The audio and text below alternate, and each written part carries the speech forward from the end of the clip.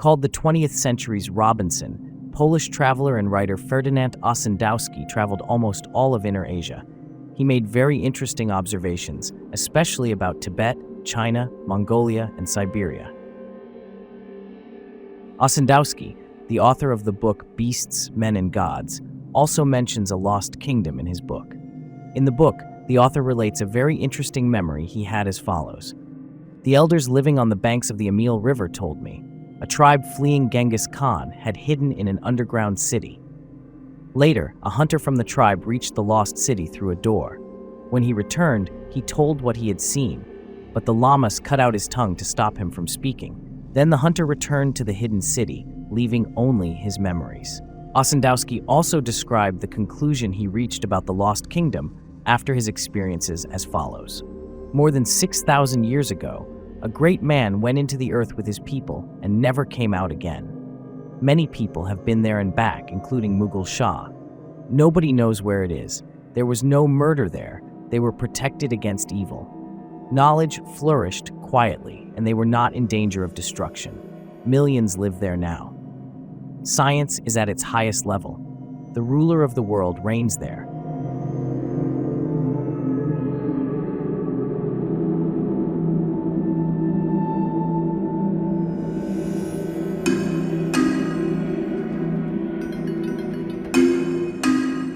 Protected by the Buddhists, lamas, and extremely mysterious beings living in the region, we will search together for this place that has never been found.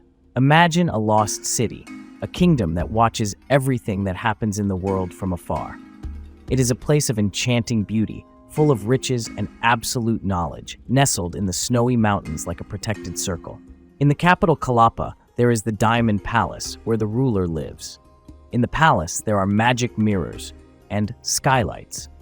The skylights are for observing the universe and life on other planets.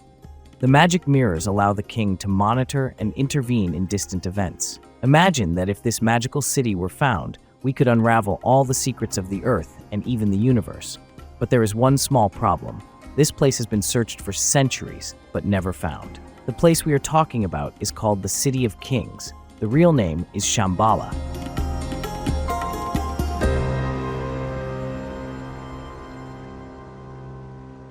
What does a lost city have to do with the secrets of the universe, you might say? But the place we are talking about is much more than a normal city. Forget all the concepts of metropolis, city, town, and so on. There are wise and enlightened beings living in this city. If we find this city, we will be able to fully understand and solve our past, present, and future.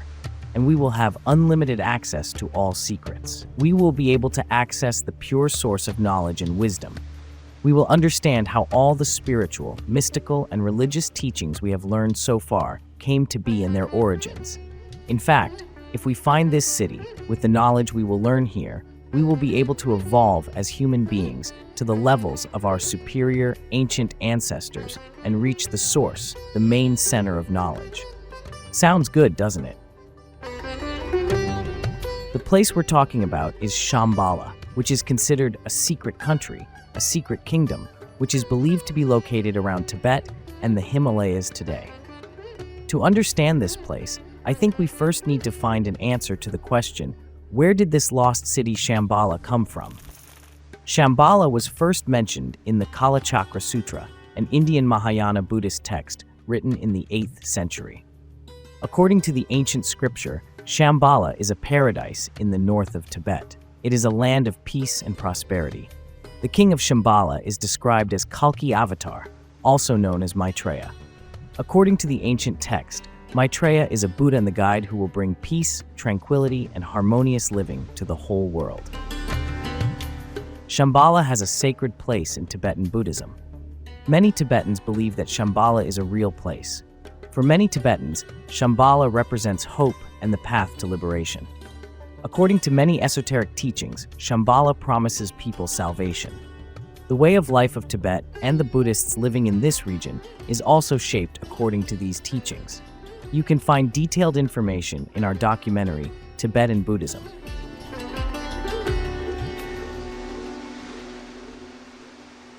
Shambhala also appears in the Kanjur and Tanjur narratives, the sacred books of Tibetan Buddhism.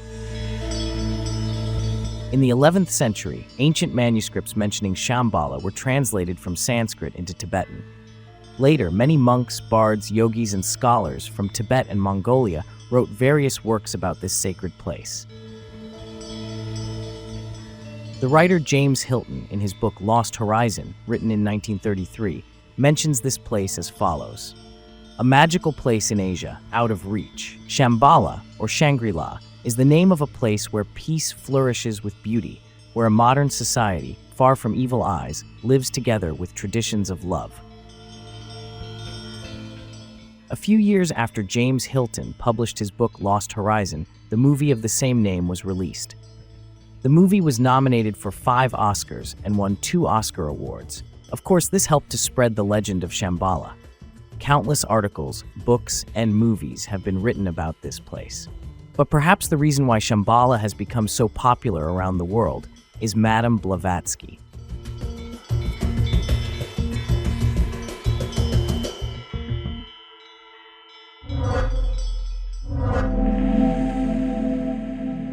Helena Petrovna Blavatsky's ideas and claims about Shambhala are contained in her book The Secret Doctrine. In her book, Madame Blavatsky referred to Shambhala mainly as a mystical and esoteric kingdom. Blavatsky described Shambhala as the center of high spiritual knowledge and secret teachings. She also spoke of this magical city as a place isolated from the physical world and accessible only to those with very advanced spiritual development. According to Blavatsky, our superior ancestors who existed on Earth still live in this lost kingdom. Shambhala is a concept that forms the basis of Blavatsky's theosophy. Theosophy is derived by combining the words God and knowledge. It is also a philosophy that considers the earth and everything in it as a whole and is generally based on esoteric knowledge from Eastern culture. According to this philosophy, it is believed that Shambhala guides the world for good and that everyone can reach Shambhala one day. Blavatsky's ideas about Shambhala have attracted the attention of many people. It is not known whether Shambhala actually exists, but Blavatsky's ideas have helped people to see the world and everything in it in a different way and to look for new meanings. On what basis do you think Helena Blavatsky made these claims? To understand everything better, let's first take a quick look at Blavatsky's extraordinary life story.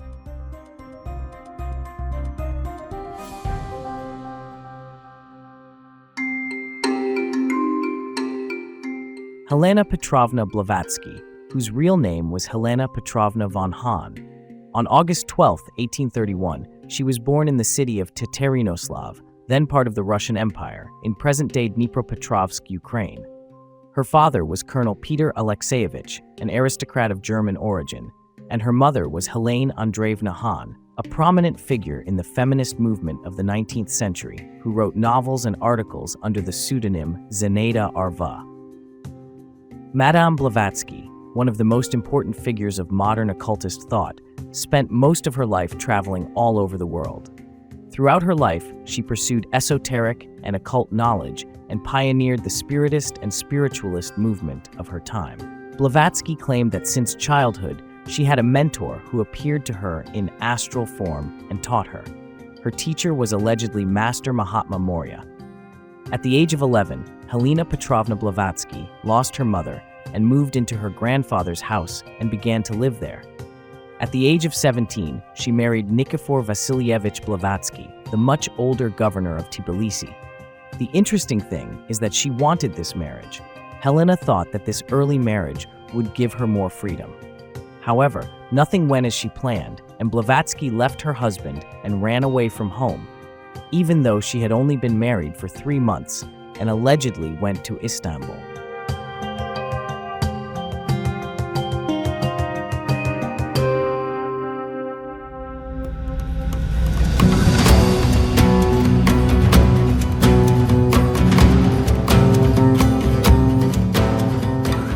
As the capital of the Ottoman Empire at the time, Istanbul was an important center where East-West cultures merged and had a rich historical and cultural diversity that would contribute to Blavatsky's spiritual quest. Therefore, Blavatsky's reason for being in this city was that she believed that her observations would contribute to her mystical and occult knowledge. According to the allegations, young Helena experienced interesting events during her days in Istanbul. Staying in a boarding house, Helena looked for solutions as her money was running low. Since she was a good horse rider, she started to perform riding shows in circuses. But this adventure did not end very well either. Because one day, while performing in the circus again, Helena tripped and fell with the horse on an obstacle she had to jump and was trapped under the horse. Blavatsky, whose bones were broken, had to live a life in pain all her life. She never fully recovered.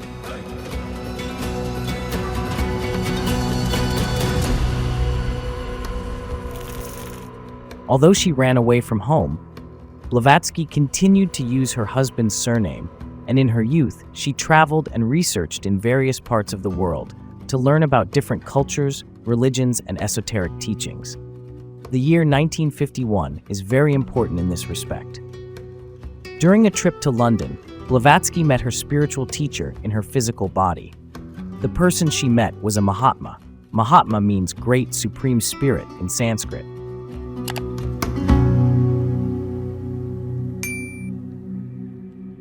According to Theosophy, spiritually elevated, masterful people are called Mahatmas. They are often referred to as Mahatmas, Masters, and the Great White Brotherhood. Since Mahatmas have completed the process of reincarnation, they are known as beings who have reached their highest level, great sages. Mahatmas, who live in countries such as Tibet and India, are said to be able to be anywhere they want in their astral form, even though they live physically in these countries. One example is Gandhi, the spiritual leader of the Indian independence movement. All over the country, Gandhi is called Mahatma, the Great Spirit. Is it out of respect and love, or because he was truly a spiritual leader? We leave the interpretation to you.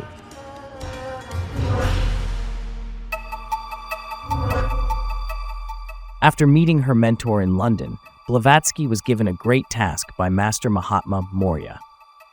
According to the Mahatma teachings, the great task given to her is as follows. Madame Blavatsky will undergo a spiritual training in Tibet for 3 years, after which she will be allowed access to some of the divine knowledge, and then a theosophical society will be established under her leadership. The teachings of the Mahatma constitute the main principles of the society. We are getting closer and closer to the lost kingdom of Shambhala. According to the teachings of the Mahatmas, Shambhala is the last surviving city of the lost civilization of Atlantis. It is said that a mystical knowledge center responsible for the spiritual evolution of humanity is still active here, and that some people still communicate with this knowledge center today.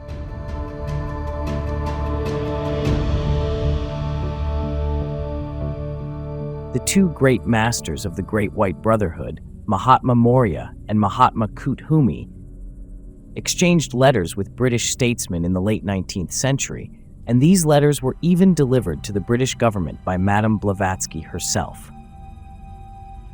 These letters have been on display in the British Museum in England since 1939. It has been claimed that Blavatsky acted under the patronage and guidance of the Mahatmas throughout her life from this encounter, and that she received all her knowledge from these masters. After this encounter in London, Blavatsky went to America and spent a year there. In New Orleans, she spent some time among the members of the Voodoo religion. Blavatsky then traveled to India in 1852 to meet her spiritual master. From there, she wanted to pass through Tibet, but the region was very chaotic at the time due to the Chinese occupation of Tibet. For this reason, he failed. In 1855, guided by a Tatar shaman, they managed to enter Tibet through Kashmir and Ladakh, but they could not advance very far into the interior of Tibet. Blavatsky was very impressed by the trance ability of her guide, the shaman. After this failed attempt, Madame Blavatsky returned to India and then to Europe. After spending a few years in European cities, she returns to Russia, to the land of her birth, to her relatives.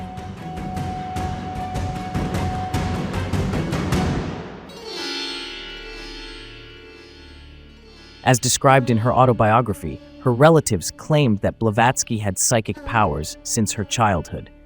Her relatives also claimed that Madame Blavatsky, who returned to her country in 1858, had further developed these powers, and that she possessed some of the powers associated with mediumship at the time. Strange noises, rattling, whispering, unexplained events, and the displacement of objects were observed in the places where Blavatsky was present.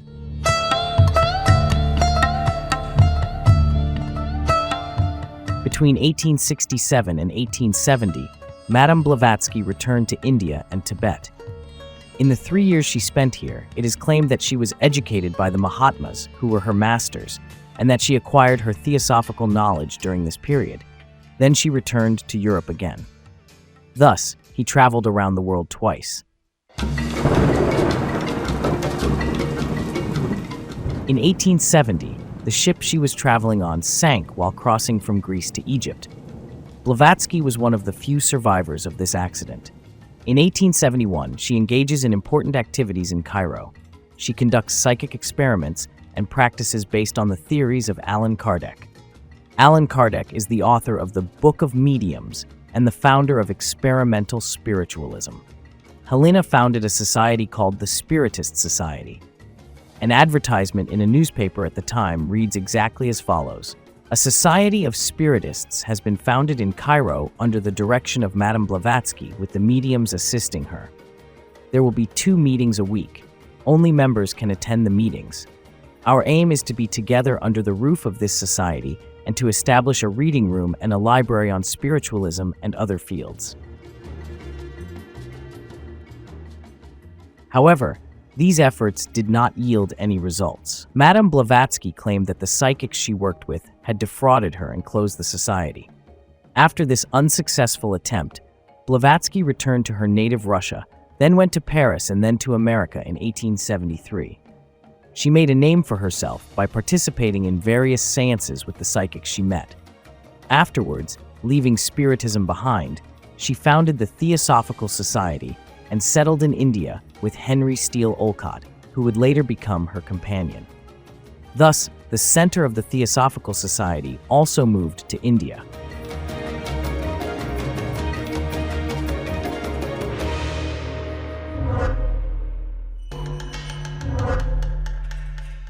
Blavatsky wrote various books based on the experiences she gained in various countries of the world, the knowledge she learned from her mentors, the Master Mahatmas, and the secrets she read in the ancient manuscripts in Tibet.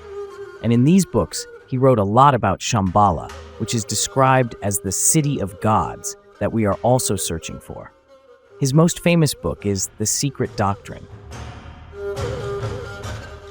Although Blavatsky was not the first person to mention this mysterious lost kingdom, she was the one who made it known in the world and caused almost all countries to search for this place. In The Secret Doctrine, Madame Blavatsky talks about our ancient ancestors who lived on Earth and still live in Shambhala. According to Blavatsky, there are 7 root lineages that have lived on Earth. She explains that 5 of these lineages have existed on Earth, but the time for the last 2 has not yet come. Some of these races existed in places that are now called lost, such as Lemuria, the continent of Mu, or the lost continent of Atlantis. According to Blavatsky, the 7 root races are: First root race, astral etheric. This species did not have a physical body, it had more of a spiritual appearance. They were composed of etheric energy. Etheric is the purest energy field of the physical body. They reproduced by dividing and multiplying like amoebas. At this time, the world was still in the cooling phase. Second root race, Hyperborean.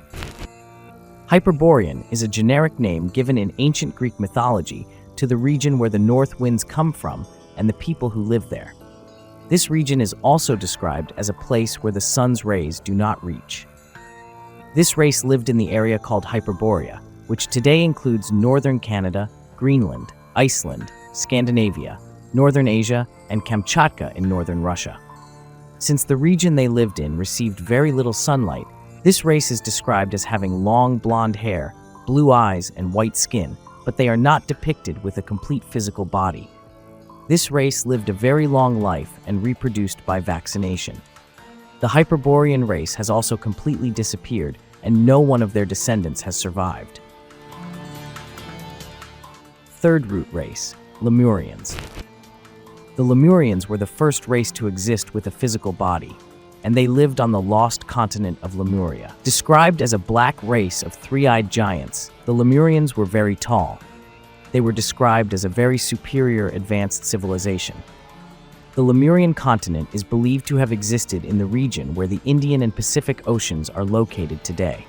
It has been suggested that the last remnants of the continent are present-day Australia and Madagascar. It is claimed that the continent gradually sank into the water and was completely destroyed by massive volcanic eruptions that followed. Fourth root race, Atlanteans. According to theosophical teachings, the Atlanteans are a descendant of their ancestors, the Lemurians, and were first proposed to have existed in Africa 4.5 billion years ago. It is said that after the early Atlanteans flourished in Africa, they migrated to the Atlantean continent and built a very superior civilization like their ancestors, the Lemurians. Like their ancestors, the Atlantean continent was submerged in the waters and disappeared. The myth of the lost continent of Atlantis is much talked about even today, and the search for it still continues. The Atlantean root race has Mongolian characteristics and is divided into 7 sub-races. These sub-races consist of civilizations such as Phoenicians, Akkadians, Native Americans, and Mongols. Fifth root race, Aryans. Aryans, the fifth race according to Blavatsky, is the name given to modern-day humans. According to theosophists, the Aryans existed as a continuation of their ancestors, the Atlanteans. Madame Blavatsky means that the Aryan root race is 1 million years old, or more precisely, that the incarnation cycles began 1 million years ago in the bodies of the Atlanteans, after which the first Aryans were born incarnate. It is believed that the Aryans, humans, were physically generated by Vaivasvatu Manu, the masters of ancient wisdom. The Aryan nomads migrated to an island called the White Island. This area, which was an inland sea, is now the Gobi Desert. Here they founded the Bridge City. It is claimed that the early Aryans built this city directly under Shambhala, which is what we are after. The 6th and 7th root races have not yet come to Earth. The subject of these races is a topic in itself. In fact, we will examine it together in another video. Now let us return to our topic. The reason for these details is that Blavatsky believes that our ancient ancestors still exist in this mysterious city, Shambhala.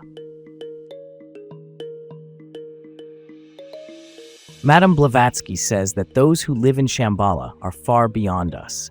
She states that only those who are free from evil, who can reach the purest and unpolluted level of the subconscious mind, and thus make the spiritual inner journey, can enter there. According to Blavatsky, we lost this quality millions of years ago. Our ancestors, the Lemurian and Atlantean races, had a pure and unpolluted soul. They were very advanced civilizations. They were technologically very advanced. They could communicate with each other telepathically. Therefore, by using their telepathic properties, they were able to connect to the Universal Information Center and gain unlimited access to all the secrets of the universe.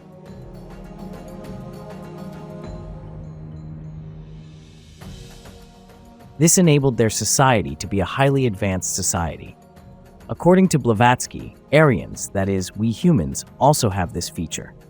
But we are far removed from the pure energy needed to utilize these traits. If these assumptions are correct, we have to face the fact that as long as there are wars, human inequalities, societies devoid of empathy, and our desire to retain absolute power, we will never regain these traits. What do you think?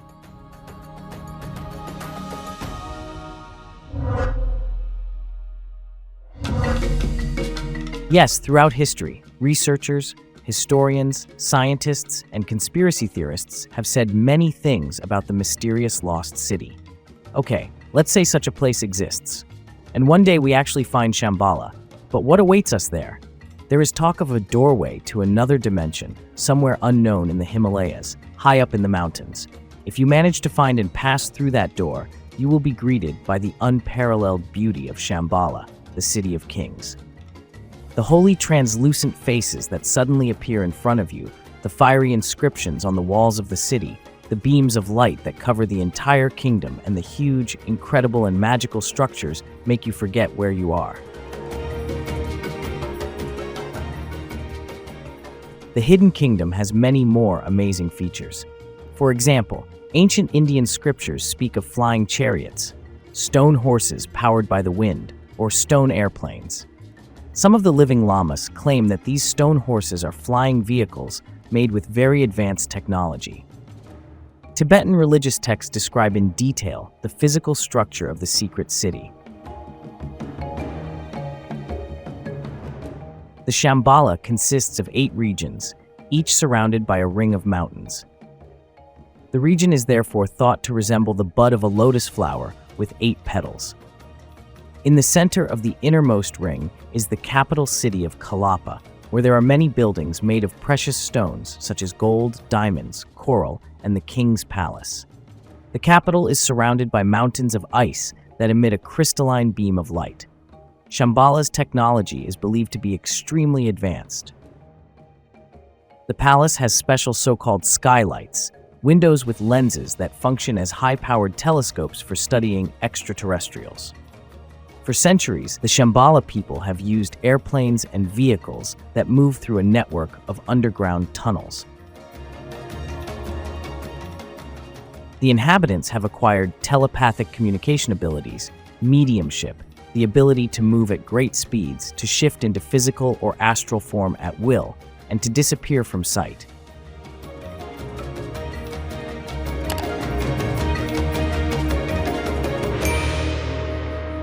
In fact, the book, The People's Almanac, which gives an interesting perspective on historical and cultural events, famous people, important information from popular culture, and many other topics, says, the Shambhala prophecies mention that each of the kings will rule the city for 100 years, making a total of 32 kings. As each king's reign comes to an end, conditions in the world will deteriorate further until the next king will save the world by leading a war against evil. What do you think about these claims? Tibetan monks say that mankind is not ready. According to the religious texts, the monks say that everything in the world is happening as written in the Shambhala prophecy. They say that every event that will happen is predetermined, but they do not give any information about what will happen. This is because they believe that human beings cannot cope with the information contained in Shambhala, and that it is nobody's business. This is all that is known about the prophecy. The degradation of Buddhism in Tibet, the incredible amount of materialism, carelessness, wars, and turmoil in the 21st century. If true, most of the prophecies have come true. However, here is the reality. We know very little about the Shambhala prophecy.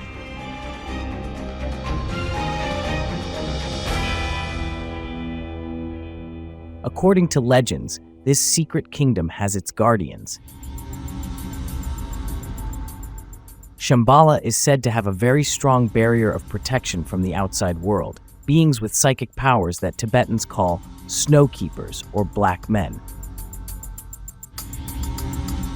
A British major who was camping in the Himalayas in the early 1900s described an incident in his notes as follows. I saw a very tall man wearing light clothing and long blonde hair. As soon as he realized he had been seen, he ran down a steep slope and disappeared. The major said that after this strange incident, he told the Tibetans he was camping with about what he had seen, but they showed no sign of surprise.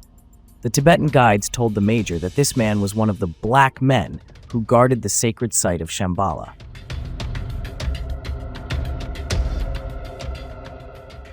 Where did these black men come from, you ask? There are other examples. French explorer and traveler Alexandra David Neal, originally an opera singer but who spent 14 years in Tibet, where she became known as the first female guru of the East. Neal was also the first Westerner to enter the forbidden Tibetan city of Lhasa and the Potala, the palace of the Dalai Lama. After spending 14 years in this mystical land, Alexandra David Neal returned to France and published a book called Magic and Mystery in Tibet. Neal shared very interesting information about the region in her book. In one of his many trips to the Himalayas, Neal said that he saw a man moving at an unusual speed and described his extraordinary experience as follows. I clearly saw his face, which was extremely calm and indifferent to his surroundings. His eyes were wide open and staring fixedly at an invisible object above in space. The man was not running. It was as if he was lifting himself off the ground and leaping forward. He seemed to have incredible flexibility and jumped every time his feet touched the ground. There was always a pattern to his steps. In her book, Alexandra David Neal stated that everything the Tibetan Lamas told her was absolutely true. Neal is said to have known the location of Shambhala, but deliberately withheld this information because she was a member of the Theosophical Society founded by Madame Blavatsky. It seems that it was not only the Tibetan monks and the local righteous who withheld information about Shambhala. This is also the case with those who later learned these secrets. Then we ask, what kind of a reality did they face that they didn't share it with anyone after they reached the information they had been chasing for years? Don't you think it's very interesting?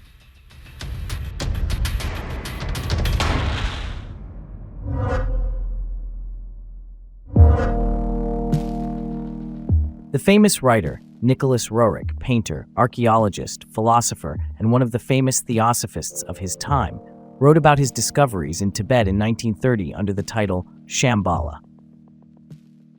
Roerich traveled to Tibet, the Altai Mountains, and Mongolia in 1924 and described Shambhala as an important city in the very center of Agartha, connected to all parts of the world by underground tunnels.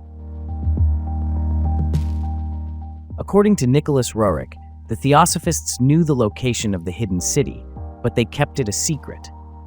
Roerich, who devoted his whole life to Shambhala and spent his life on this path, has been a subject of curiosity as to whether he has found the location of the Lost Kingdom.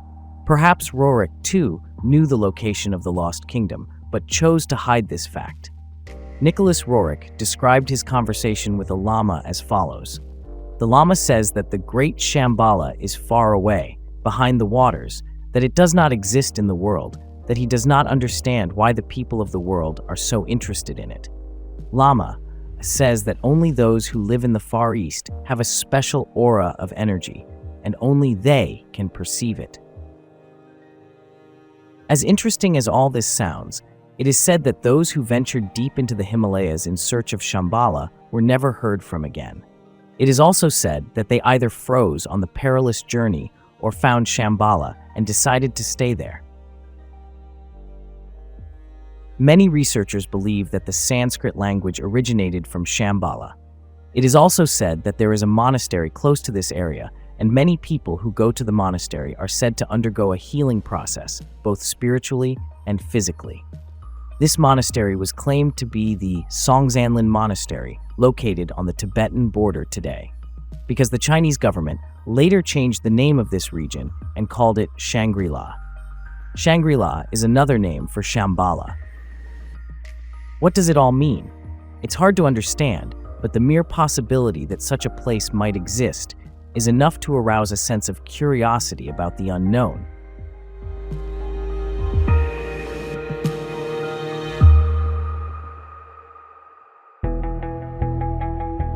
In fact, there are independent researchers who claim that Shambhala does not exist in the world. But where is this Shambhala? Although the location of Shambhala varies according to mythological discourses and various researchers, Madame Blavatsky, the founder of the Theosophical Society, wrote in the Karma Purana, an ancient Indian manuscript, that Shambhala is an island in the Northern Sea. And as we know, the Gobi Desert in the north used to be an inland sea. Isn't that very interesting? Some Buddhists think that Shambhala is located on Earth. Some folk Buddhists, on the other hand, argue that Shambhala is the city of the gods, and therefore a city where the gods dwell can only be in the sky. Some contemporary Tibetans are of a similar view, and therefore think that Shambhala should not be sought on Earth, but among the stars on another planet. These views raise one question. Could Shambhala be outside of time and space, in another dimension, or in a parallel world? Surprisingly, one of NASA's space missions aimed to observe Shambhala from space and find out if such a place exists. The results were not disclosed, but if even NASA is looking for this place, it suggests that such a city might actually exist. Even today in Tibet, there are guides who try to describe the way to Shambhala, but they do so in such an incomprehensible way that it is almost impossible to follow them. The directions usually start from the known parts of Tibet and North India and go to the unknown regions to the north. Each guide takes the traveler to a point and stops, usually at the edge of a cliff or a mountainside. The guide says, "This is the end of the road. You can only go beyond this road by air," and no further explanation is given. Isn't that interesting? You hire a guide, you start a journey into the unknown, you get very excited, you walk for hours hoping to find this hidden city, and what is the result? Frustration. You are told that if you want to find Shambhala, the city of mysteries, you can travel the rest of the way by air. A poem written in 1557 by a Tibetan prince explains this mysterious situation. The great ones will then lift you up on their shoulders with golden music and carry you over the cottony mountain chains. With their miraculous power, you will fly through the air like an umbrella, and even the eagles will be ashamed. What do you think the Tibetan prince wants to say in this poem, written 466 years ago? Could these lines be a coincidence? Do Tibetan guides act according to legends? Or is it that the majority of the people don't want Shambhala to be found and are hiding something? What do you think? Tibetan prophecies speak of the kingdom of Shambhala as follows. One day an evil spirit comes and explains to the barbarians that power does not exist in the world, that there is a country called Shambhala. The barbarians learn that Shambhala exists and go there. But according to the prophecy, a pact is first made between the king of Shambhala, Rudra Chakran, and the barbarians. King Chakran welcomed the extraterrestrials who had come to invade the city and offered their leader to rule together.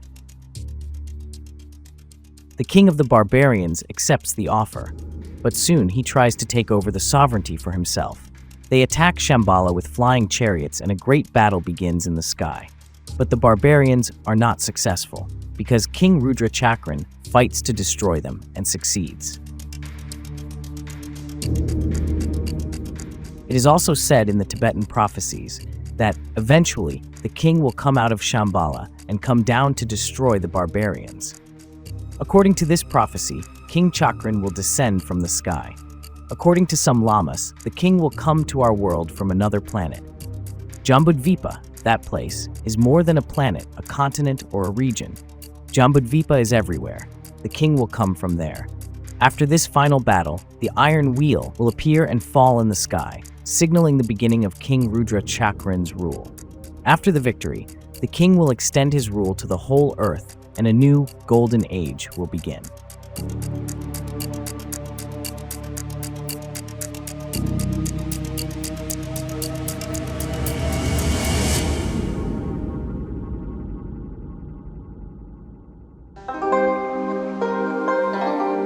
Priests who hide what they know, monks who don't reveal secrets, locals who say that although strange things are happening, they are natural, travelers who spent years researching the area and spent their lives on this path, and theosophists who found this place but kept the knowledge to themselves.